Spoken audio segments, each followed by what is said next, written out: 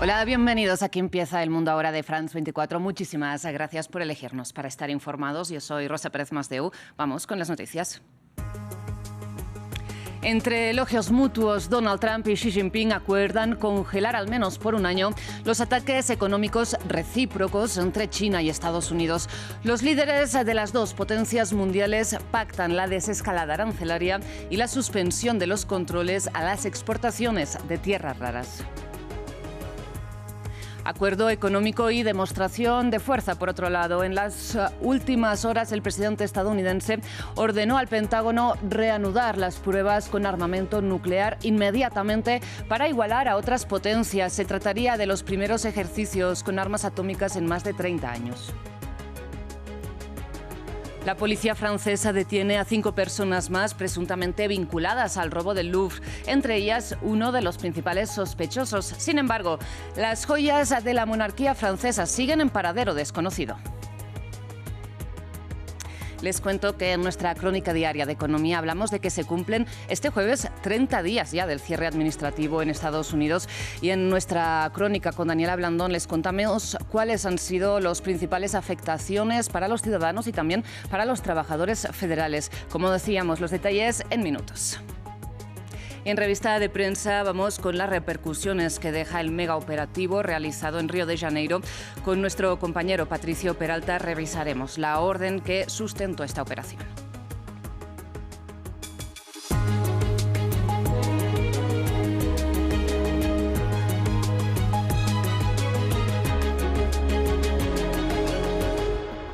Iniciamos las noticias en Corea del Sur, que ha sido el escenario de la cita diplomática más importante del año.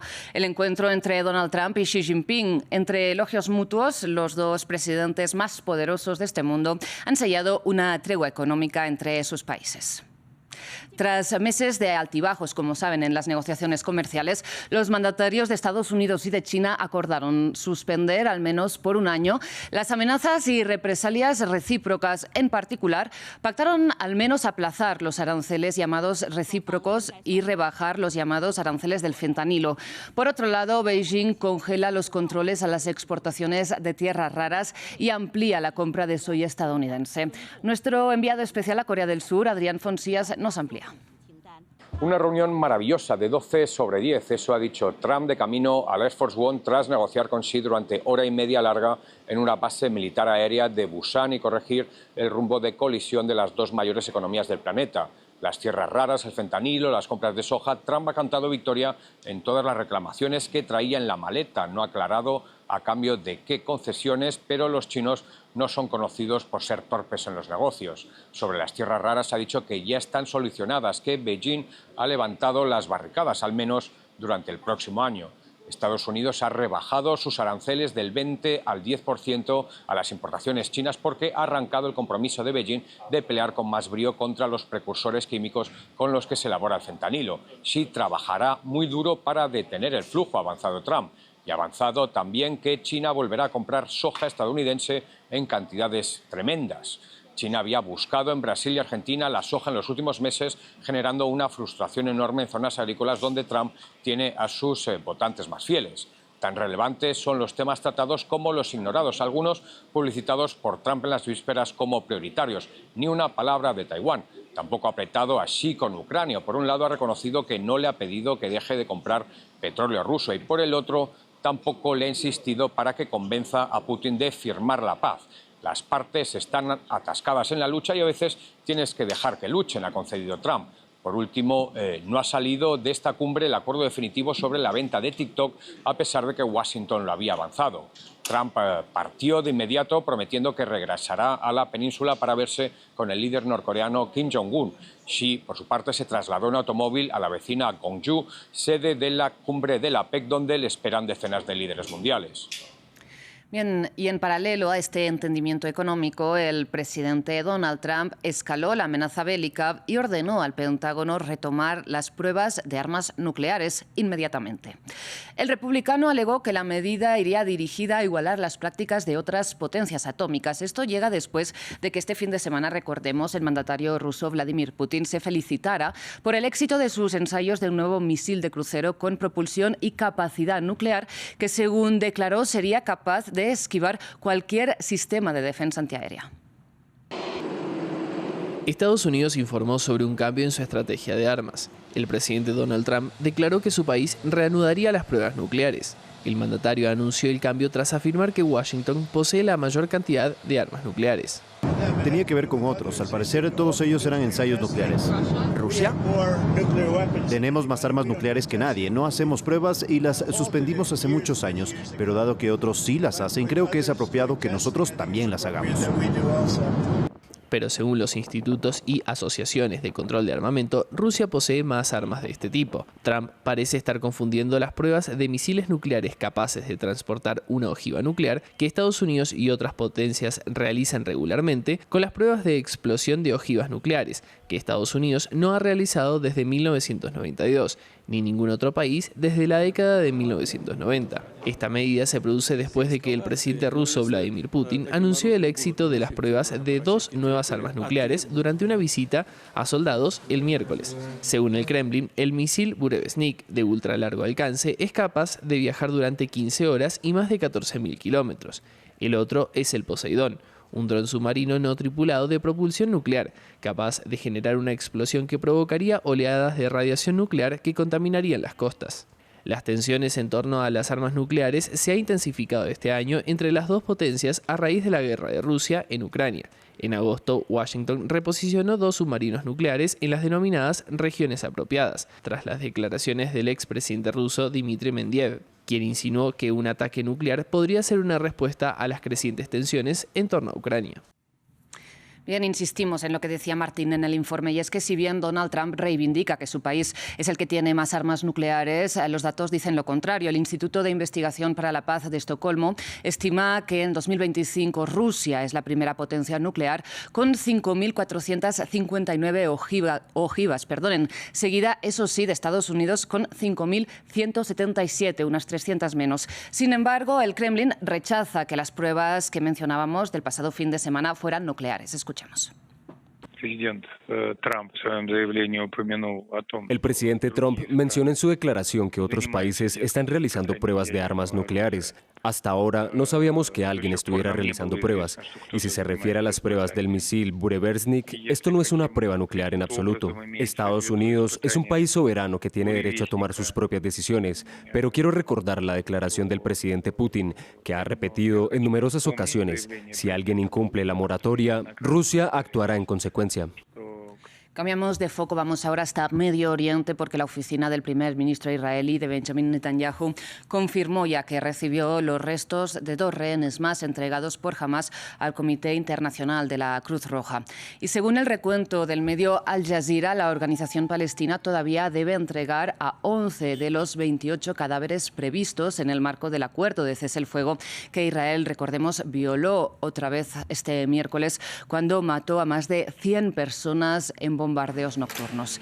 En otro frente, además, tras un nuevo ataque israelí contra Líbano, donde supuestamente, recordemos, rige un cese el fuego con Hezbollah, el presidente libanés Joseph Aoun ordenó al Ejército Nacional, al regular, defender la soberanía del país. En otras noticias, en Sudán se recrudece la guerra civil entre el ejército regular y las llamadas fuerzas de apoyo rápido. Y el Consejo de Seguridad de las Naciones Unidas condenó este jueves las textualmente atrocidades masivas que podrían constituir crímenes de lesa humanidad. En particular en Darfur, en el oeste del país africano, donde las acciones del grupo paramilitar incluyen ataques contra civiles, asesinatos, violaciones, tortura, saqueo y destrucción de infraestructura civil. Desde el inicio de la guerra, en abril de 2023, Naciones Unidas eleva las víctimas mortales a decenas de miles y señala que más de 13 millones de personas han tenido que huir de sus hogares. Señor presidente, como usted ha escuchado, Al-Fashir, que ya era necesario de niveles catastróficos de sufrimiento humano, se ha convertido en un infierno aún más oscuro, con informes creíbles de ejecuciones masivas tras la entrada de las fuerzas de apoyo rápido en la ciudad. ¿Puede alguien aquí decir que no sabíamos que esto iba a suceder? No podemos oír los gritos, pero mientras estamos aquí sentados hoy, el horror continúa. Cambiamos de tema, vamos hasta Jamaica, donde las autoridades evalúan los daños causados por el paso del huracán Melissa, que impactó a la isla como fenómeno, recordemos, de categoría 5, con vientos de 300 kilómetros por hora y lluvias torrenciales el pasado martes. Mientras que en Cuba, por donde pasó el fenómeno meteorológico el miércoles, el presidente Miguel Díaz-Canel informó que no se han registrado víctimas mortales. Imágenes que parecen sacadas de una película apocalíptica. Destrucción, soledad y mucho trabajo es lo que dejó Melissa a su paso, un huracán que tocó tierra jamaiquina con categoría 5, considerada como una de las peores en los últimos años. Esta última fue la peor, fue terrible. El viento era violento, fue terrible para todos. En Montego Bay, el lodo es el principal enemigo de los habitantes. Solo quiero olvidarlo y que todo vuelva a la normalidad. En Jamaica, las autoridades reportaron la muerte de al menos 5 personas. El Departamento de Estado estadounidense informó que solicitó la ayuda de las Fuerzas Armadas para las labores de socorro. Pero a pocas millas de distancia, la isla de Cuba también sufrió las consecuencias de Melissa. En Santiago de Cuba, al sur del país, el panorama es desolador. Viviendas destruidas y personas con tristeza remueven los escombros. La vida lo que vale. Lo que más vale vivir la vida, lo demás es hacerse de suelo si se puede resolver. Durante un encuentro con su gabinete, el presidente Miguel Díaz-Canel destacó la resistencia de la población. Que la población de las provincias orientales haya resistido sin pérdidas de vidas humanas reportadas hasta ahora ese brutal ataque del monstruoso huracán Melissa no es un milagro. Todo es el resultado de un proceso de preparación. Ante los daños, el gobierno ha establecido planes para garantizar el acceso a los principales servicios de los ciudadanos, entre ellos el acceso a la alimentación. Y en otras noticias sigue la controversia por el alcance del operativo de la policía de Río de Janeiro en una favela. Por un lado, el gobernador de Río, Claudio Castro, y los dirigentes del Partido Liberal han salido en defensa de las tropas que ejecutaron la operación que causó al menos 121 fallecidos. Por otro lado, el gobierno de Brasilia ha pedido replantear el foco de este tipo de intervenciones. Mientras tanto, en la capital carioca, los familiares de los muertos catalogan lo sucedido como masacres. Opiniones divididas por la operación policial en Río de Janeiro contra el narcotráfico, tras el operativo contra el grupo al margen de la ley Comando Vermelho, que dejó más de un centenar de muertos. El Partido Liberal de Brasil, formación a la que pertenece el gobernador de Río, Claudio Castro, ha justificado el proceder de las tropas cariocas. Este jueves, el senador Flavio Bolsonaro, uno de los líderes del movimiento político conservador, agradeció los efectivos que ejecutaron la operación. Estoy muy orgulloso de nuestros policías en Río de Janeiro, que se enfrentaron a un verdadero infierno para liberarnos del Comando Vermelho. Son verdaderos héroes. En la otra orilla, el presidente Lula da Silva argumentó el miércoles que se debería priorizar una estrategia contra el narcotráfico que no deje víctimas y que ataque la financiación de los grupos armados como el Comando Vermelho, método que fue utilizado en agosto en un operativo contra el grupo Primer Comando de la capital. A su vez, organizaciones sociales y familiares de los fallecidos siguen poniendo en duda la forma de proceder de la policía en las zonas de Alemão y Peña. ¿Cuántas madres más llorarán? ¿Cuántas madres más entrarán allí buscando los cuerpos de sus hijos? Por Dios, es algo que jamás imaginé sentir en mi vida. Según informaciones obtenidas por el periódico Folha de Sao Paulo, los enfrentamientos armados entre la policía y los presuntos miembros de las pandillas habrían iniciado horas antes del inicio del operativo contra el Comando Vermelho. Por otra parte, como respuesta a lo sucedido en Río, el gobierno argentino declaró la alerta máxima en las fronteras para prevenir la entrada de presuntos pandilleros. Y cerramos en Francia, donde avanza la investigación sobre el golpe al Louvre. La policía francesa detuvo a 5 personas más presuntamente implicadas en el robo de las joyas de la monarquía francesa. Entre ellos a uno de los principales sospechosos del que habrían encontrado muestras de ADN en el museo. Sin embargo, todavía no hay rastro de las joyas robadas. En este informe repasamos las últimas novedades del caso.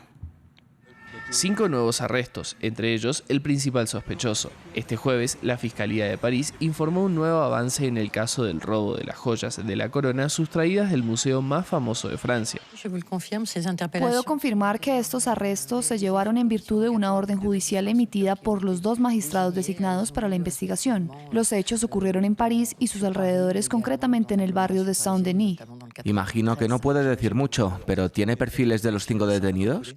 Es demasiado pronto para describirlos con detalle. Lo que sí puedo decirles es que uno de ellos era de hecho uno de los objetivos de los investigadores. Laura Bakiu confirmó que las joyas preciosas, valuadas en más de $100 millones, no fueron recuperadas durante la operación y siguen aún desaparecidas. El miércoles, antes de estas nuevas detenciones, la fiscal también ofreció más detalles sobre la investigación en curso. No descartamos la posibilidad de que exista un grupo más grande con un cabecilla o incluso un destinatario con las joyas robadas. Contrariamente a lo que han informado algunos medios de comunicación, actualmente no hay evidencia que sugiera que los perpetradores contaran con ayuda interna del museo. 2 sospechosos adicionales, arrestados el fin de semana pasado, recibieron cargos preliminares de asociación ilícita y robo, tras admitir parcialmente su responsabilidad en el delito. Los 2 hombres de unos 30 años fueron identificados gracias a las muestras de ADN encontradas en el lugar. Tienen antecedentes penales por tráfico de menores y robos, pero no parecen ser los autores intelectuales del hurto al museo. Vamos ahora con la economía. Daniela Blandón, buenas tardes, bienvenida. Muchas gracias, Rosa, buenas tardes. Empecemos hablando de una situación que debería ser quizás excepcional y que se está normalizando, ¿no? Y es este cierre administrativo de Estados Unidos. ¿Cuánto tiempo llevamos ya? Llevamos 30 días cumplidos, es el segundo cierre más grande de la historia de Estados Unidos. Y son los servicios de educación, cuidado infantil y nutrición para decenas de miles de niños estadounidenses los que comenzarán a interrumpirse este sábado mientras republicanos y demócratas en el Congreso no logran llegar a un acuerdo para poner fin a este cierre gubernamental. Recordemos que el primero más largo, el de 35 días, fue finales de 2018, comienzos de 2019, también en el gobierno de Donald Trump en su primera administración. Pero no son los únicos servicios, también este cierre de gobierno ha afectado a una amplia gama de programas, incluyendo subvenciones para préstamos a pequeñas empresas, también investigación científica con apoyo federal y solicitudes de préstamos de la Administración Federal de Vivienda, sin contar con los datos estadísticos que no se están publicando. Una de las principales afectaciones ha sido también al transporte aéreo, pues pese a que los controladores son considerados esenciales, el solo hecho de tener que ir a trabajar sin pago inmediato ha ralentizado la operación, como lo explicó nuestra invitada del día en France 24. Creo que el de los controladores aéreos es el más importante. Ha habido ya varios aeropuertos, sobre todo los que tienen más movimiento a nivel nacional, han tenido que suspender momentáneamente por horas tráfico aéreo porque no tienen suficientes controladores, que de por sí ya estos aeropuertos estaban en crisis por la falta de personal. También personal de seguridad en los aeropuertos es un tema clave porque se estima que una vez ya ellos tienen 2 pagos perdidos, se estima que muchos comenzarán a faltar al trabajo alegando pues que no pueden cumplir por cuestiones de enfermedad, permisos, etcétera, y eso va a tener una enorme repercusión, sobre todo porque estamos en una época asueto por Thanksgiving. Entonces se estima que eso también va a ejercer muchísima presión, no solamente sobre el Partido Demócrata, sino sobre el mismo Partido Republicano. Pues veremos cómo sigue este cierre. El próximo miércoles se convertiría ya en el más largo de la historia, ¿no? Así es, Rosa. Daniela, pues seguimos hablando del que calificábamos de encuentro diplomático más importante del año entre Donald Trump y Xi Jinping, pero una reunión con una implicación muy directa en la economía. Claro que sí, con todos los inversionistas con la lupa puesta sobre este encuentro. Después de esa reunión al margen del APEC en Corea del Sur, los presidentes de las 2 mayores economías del mundo limaron asperezas, o al menos así es lo que parece o se deja ver según los acuerdos a los que llegaron. Pero veamos más detalles de estos acuerdos en el siguiente informe.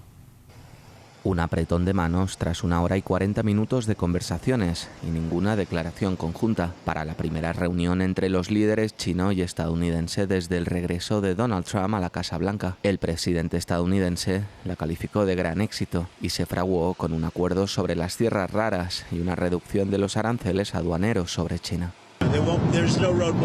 Ya no hay bloqueo sobre las tierras raras, eso va a desaparecer de nuestro vocabulario. Es un acuerdo de 1 año y luego lo ampliaremos.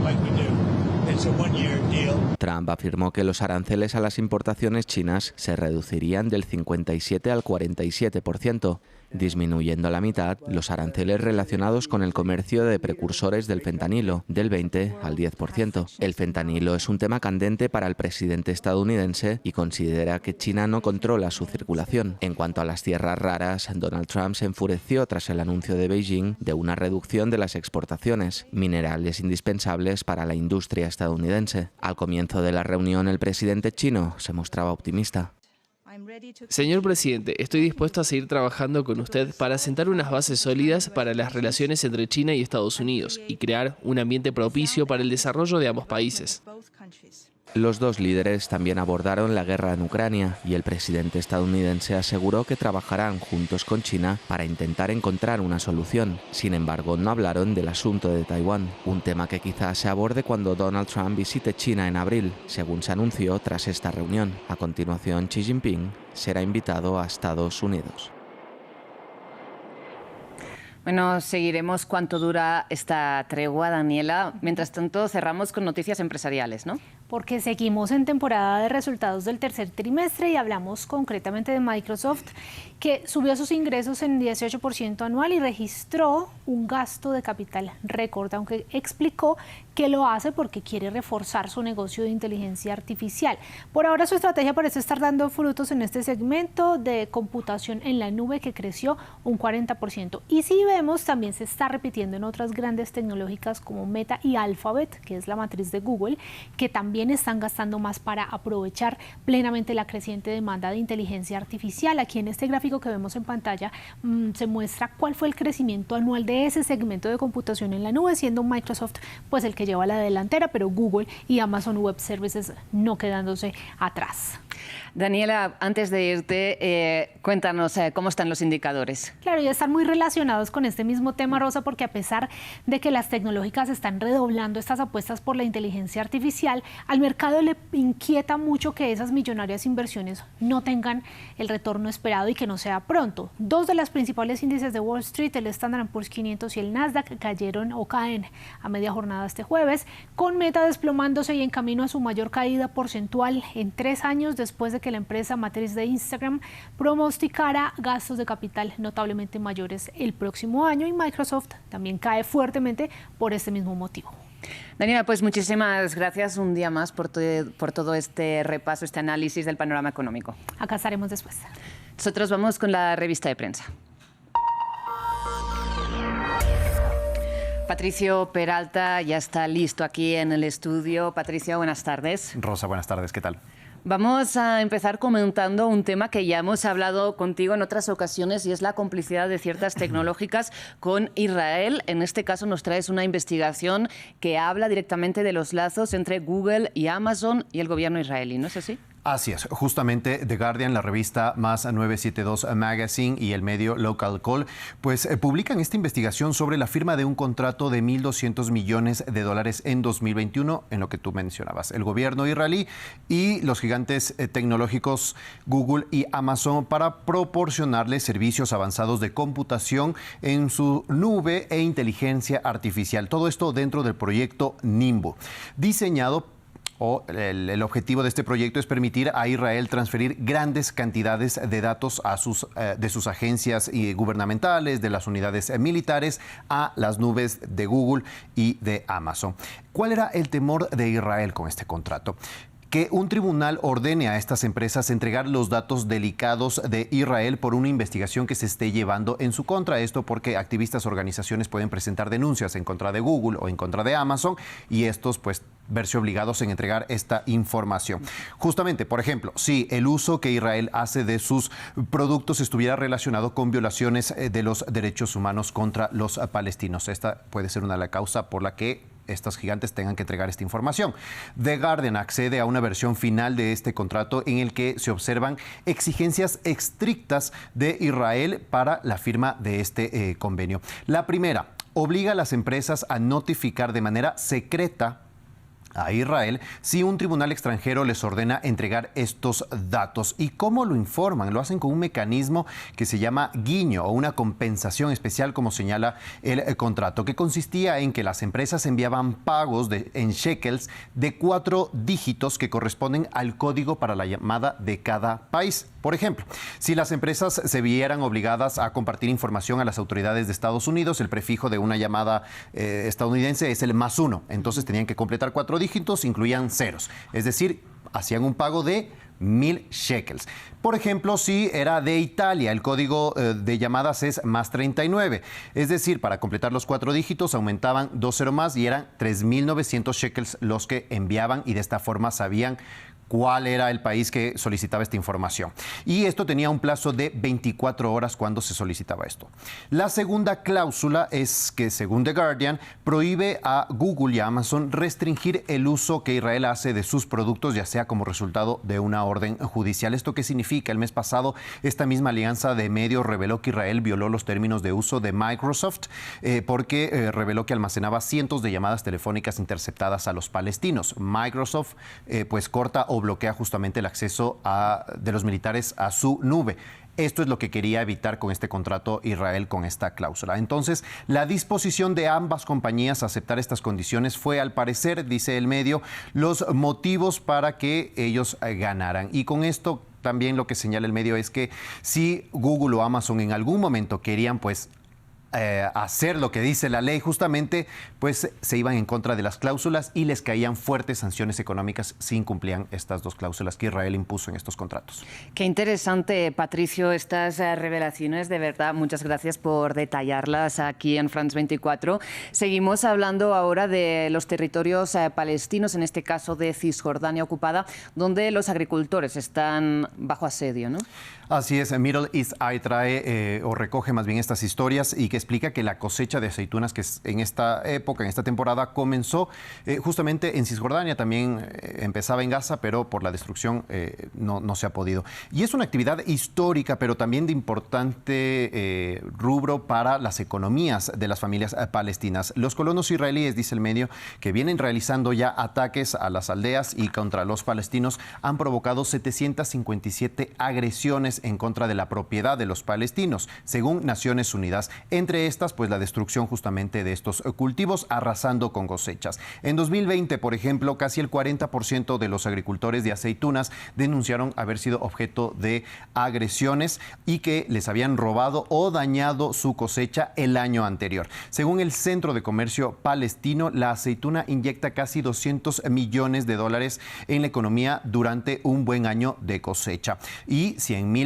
familias dependen de los ingresos de esta actividad. Pero el medio señala que no son solo los colonos los que ejercen esta violencia. El medio cita a otra agencia de la ONU que registra al menos 38 ocasiones en las que testigos informaron que fue el propio ejército israelí el que ayudó o apoyó a los colonos israelíes en estos ataques. En agosto de este año, también el ejército destruyó 10,000 olivos durante un asedio de 3 días en la aldea palestina de Al-Mughayir. Además, señalan que cerca del 20% de la cosecha este año no se recolectó por la falta de acceso a estos cultivos debido a los bloqueos israelíes que justamente a partir de la guerra del 7 de octubre se han incrementado más en esta zona de Cisjordania.